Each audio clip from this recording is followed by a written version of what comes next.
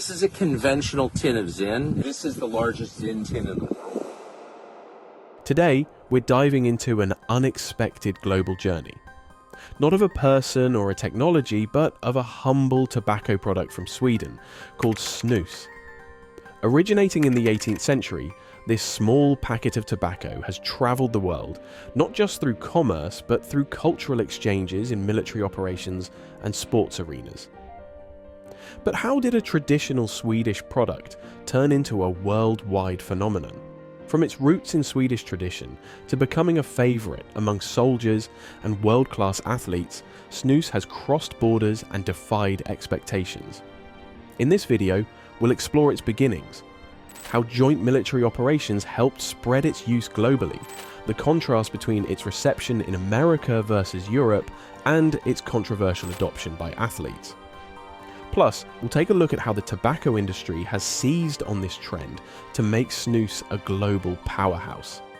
Whether you're a snus enthusiast, interested in global cultural trends, or just curious about how a simple product can make such a big splash, this story has something for you. So make sure to stay tuned, drop a like if you're interested, and subscribe for more deep dives into fascinating topics. It's mixing is the problem. It's covered. I'm not ready. Is it like a meth monk? Snus, a form of smokeless tobacco made from ground tobacco leaves mixed with salt and water, finds its origins deep within Swedish culture. This unique product has been a part of Swedish life since the 18th century, evolving from loose tobacco to the more modern portion-packed format we see today. Originally, snus was used as a way to preserve tobacco and was an alternative to smoking, especially in the harsh Swedish winters, where lighting a pipe was not only difficult, but dangerous due to the risk of fire in wooden homes.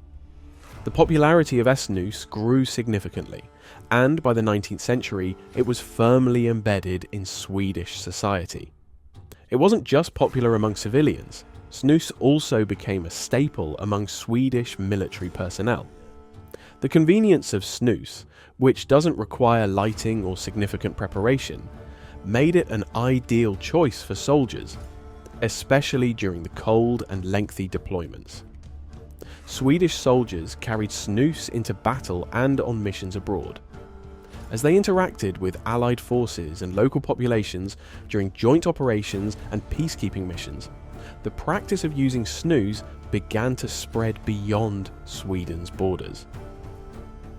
Snus was more than just a tobacco product for these soldiers, it was a piece of home. Sharing a tin of snus was akin to sharing a meal. It was a gesture of camaraderie and trust. This military connection was crucial in introducing snus to other cultures, setting the stage for its international journey. What started as a simple way to consume tobacco quietly became a symbol of endurance and brotherhood among soldiers. From the battlefields of Europe to military bases around the world, snus began its global march. But how did it go from a soldier's habit to a product beloved by athletes and everyday people alike? Stay tuned as we explore how snus spread across continents. As soon as dinner's over, the first thing we're doing is an upper decky in my schnecky back porch fucking African sugar. Because the food needs to work its way down so we can open up space. As snus solidified its place within Swedish culture and military life, Sweden's increasing participation in international military operations and NATO exercises in the late 20th and early 21st centuries provided new avenues for its spread. During these operations, the Swedish armed forces found themselves side by side with soldiers from around the globe. In these high-stress environments, sharing a moment of respite often meant sharing personal comforts from home, such as a small packet of snus. Such exchanges were part of daily military life, fostering bonds and building trust among international forces.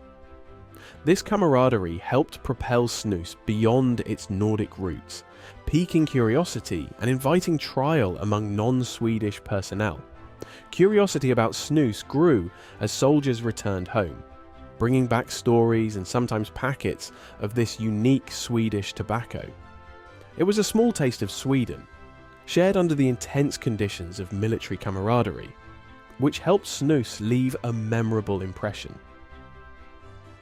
Experts in cultural exchange note that products like snus act as informal ambassadors.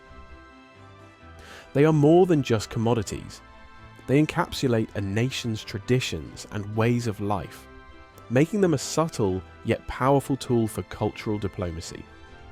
As snus travelled in the pockets of Swedish soldiers to corners of the world, it started gaining a foothold in new markets. This exposure, coupled with the growing curiosity about alternative tobacco products, set the stage for snus's entry into the global consumer market. But the journey of snus wasn't just military to civilian.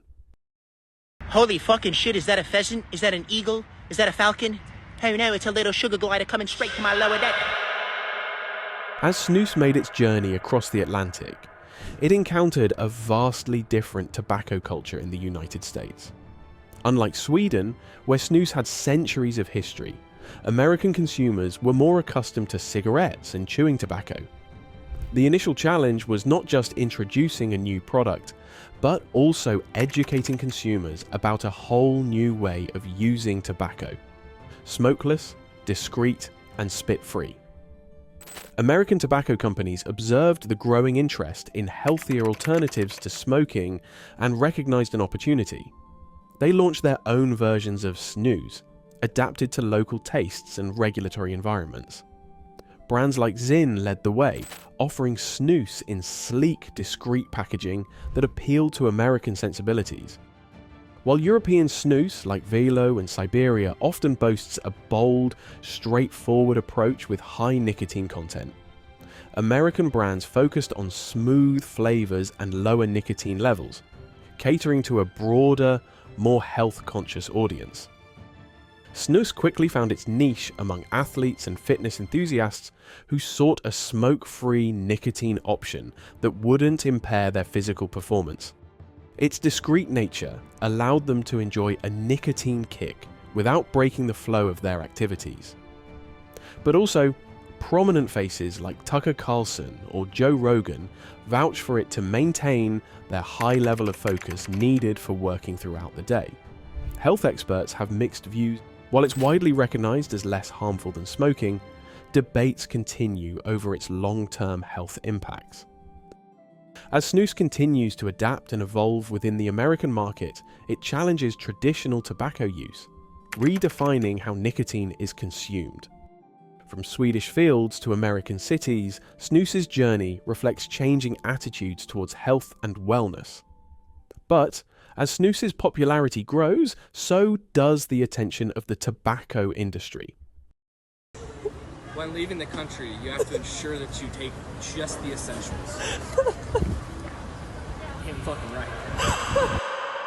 As snus gained traction in new markets, particularly in the United States, major tobacco companies quickly recognized its potential, not just as a niche product, but as a significant player in the evolving landscape of nicotine consumption. Global tobacco giants, already feeling the pressure from declining cigarette sales and increasing health regulations, saw snus as an opportunity to diversify their portfolios and tap into the growing demand for safer alternatives to smoking. With substantial marketing budgets, these companies launched aggressive campaigns to introduce snus to a wider audience. They touted its smokeless quality and potential reduced harm compared to traditional smoking.